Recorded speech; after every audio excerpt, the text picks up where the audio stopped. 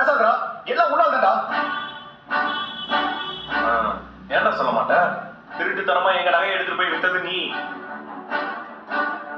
அதுக்கே உன் கையை கால உடைச்சு போட்டுருக்கணும். உன்னை விட்டு வச்சிருக்க மாத்தியா?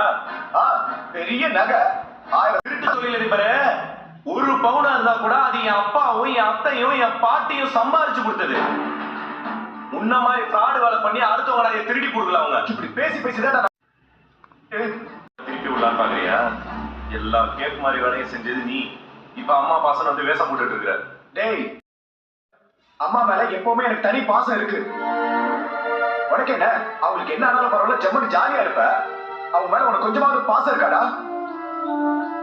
அதானே, அவங்களுக்கு ஏதாவது ஆனா உனக்கு சந்தோஷம் தானே? மனோஜ், தப்பு பண்ணது நீ. உன்னாலதான் அம்மாவும் சேர்ந்து அசிங்கப்பட்டு இருக்காங்க. பேசாம போய் இல்லன்னா என்ன பண்ணுவ? என்ன பண்ணுவ? போய் ராட்டி வாங்கியே சாவாங்க. அட்ரா பாக்கலாம், அட்ரா பாக்கலாம். நீ பேசிட்டு இருக்க. ஐயோ வேணாங்க.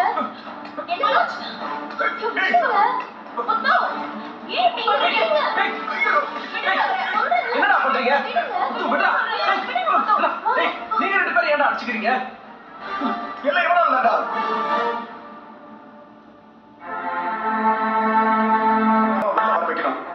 இவனுக்கு என்னடா, இவன் கண்டுக்கவே மாட்டான். இப்படி பேசுறது கொஞ்சம் நிப்பாட்டுறீங்களா? மீனா, மனோஜ் சொல்றதுல என்ன தப்பு இருக்கு? பாத்தீங்களா, அவர் ஒன்னும் சும்மா இங்க நின்னு கதவை தட்டிட்டு மட்டும் இல்ல.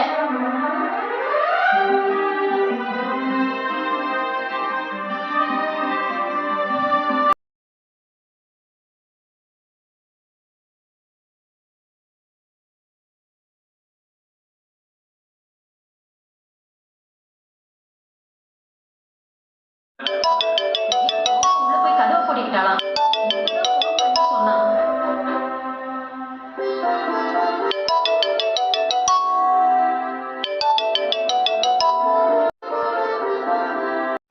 சொன்னீங்கல்ல, அத்தைய பத்தி மத்த எல்லாரையும் விட இவருக்கு தான் நல்லா தெரியும். யார் கூப்பிட்டா